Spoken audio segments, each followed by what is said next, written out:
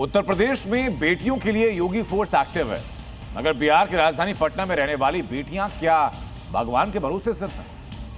पटना के girls hostel में medical की तैयारी कर रही एक छात्रा की मौत के बाद सुरक्षा पर असंख्य सवाल खड़े होते हैं। पटना में सैकड़ों गर्ल्स हॉस्टल हैं जो बिना लाइसेंस के चल रहे हैं, जो बिना निगरानी के चल रहे हैं, जो बिना किसी जवाबदेही के चल रहे हैं, जिसने साफ किया कि छात्राओं की सुरक्षा सिस्टम नहीं, सिर्फ भगवान भरोसे पर टिकी है।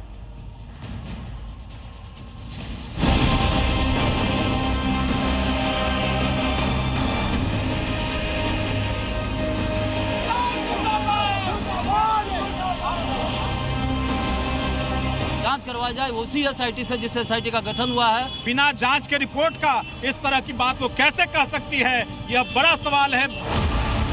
पटना में मेडिकल की तैयारी करने वाली छात्रा की मौत के बाद पटना के गर्ल्स हॉस्टल सवालों के घेरे में है।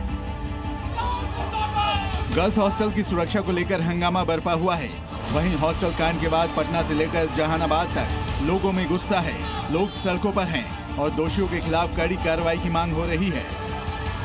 तमाम गर्ल्स हॉस्टल के संचालक पर या तो उनको लाइसेंस रद्द किया जाए, लाइसेंस दिया जाए और इनकी जांच करवाई जाए उसी एसआईटी से जिस एसआईटी का गठन हुआ है। शंभू गर्ल्स हॉस्टल में छात्रा की मौत के बाद गर्ल्स हॉस्टल के लिए कड़े नियम और नियमित ऑडिट की मांग तेज हो गई है। कोचिंग हब के तौर पर अपनी पहचान बना चुके पटना के गर्ल्स हॉस्टल कितने सुरक्षित हैं? इसी सवाल का जवाब तलाशने के लिए जी मीडिया की टीम ने कई गर्ल्स हॉस्टल की पड़ताल की, जिसमें चौंकाने वाले खुलासे हुए हैं। पटना के मुन्ना चक इलाके में कई गर्ल्स हॉस्टल हैं, लेकिन शंभू गर्ल्स हॉस्टल में हुई वारदात के बाद इन हॉस्टल में सन्नाटा पसरा हुआ है। इन्हीं में से एक है लड्डू गोपाल गर्ल्स हॉस्टल। जी मीडिया की टीम जब यहां पहुंची तो यहां के हालात हैरान करने वाले थे। लड़कियों की सुरक्षा महज एक बुजुर्ग गार्ड के भरोसे है। हम अभी पटना के गर्ल्स हॉस्टल में ही है। देखिए, लड्डू गोपाल गर्ल्स हॉस्टल है। हम इस गर्ल्स हॉस्टल में आपको दिखाना चाहते हैं कि यहाँ सुरक्षा की क्या व्यवस्था है। यहाँ सुरक्षा क्या है? यहाँ सुरक्षा की सारा चीज है, गार्ड है। और कहाँ गार्ड है? कोई गार्ड दिखाइए। गार्ड हम हैं। आप गार्ड हैं जी। और सीसीटीवी है? सीसीटीवी है, सब जगह लगा हुआ है। सभी जगह लगा। इस हॉस्टल में तकरीबन 32 लड़कियां रहती हैं, लेकिन ऑनर के पास गर्ल्स हॉस्टल चलाने का कोई परमिशन नहीं है। रजिस्ट्रेशन के लिए अप्लाई किया हुआ है, अभी तक रजिस्ट्रेशन नहीं मिला है। नहीं अप्लाई। जब आपको इशू नहीं हो रहा है तब आप कैसे चला रहे हैं गर्ल्स हॉस्टल? तो अब तो ये सर ठीक है, गैरकानूनी तो है ही है।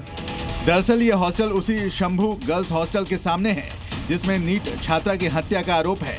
इस घटना के बाद से हॉस्टल में ताला लगा हुआ है, हर तरफ सन्नाटा पसरा है। वहीं शंभू गर्ल्स हॉस्टल के पास रहने वाले लोगों का कहना है कि ये हॉस्टल अनैतिक गतिविधियों का अड्डा है।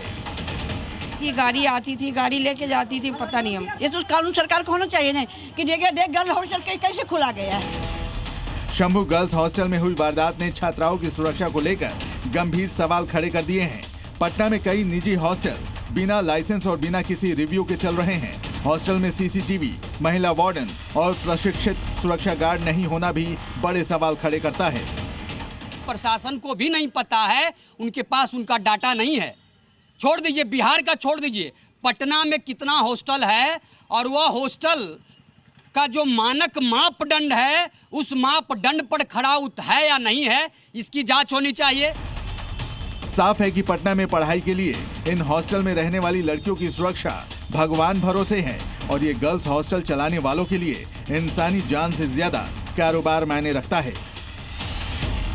पटना के जितने भी गर्ल्स हॉस्टल हैं उस पर सवाल खड़े हो गए और ये सवाल का जवाब किसी के पास नहीं है, ना तो प्रशासन के पास, न ही पुलिस के पास और न ही दूसरा कोई जो एजेंसी है उसके पास कि पटना में कितने गर्ल्स हॉस्टल हैं, कितने के पास सुरक्षा है और जो मानक हैं गर्ल्स हॉस्टल चलाने के वो अभी तक पूरे क्यों नहीं किए गए। कैमरामैन शाहनवाज के साथ प्रशांत झा, जी मीडिया, पटना।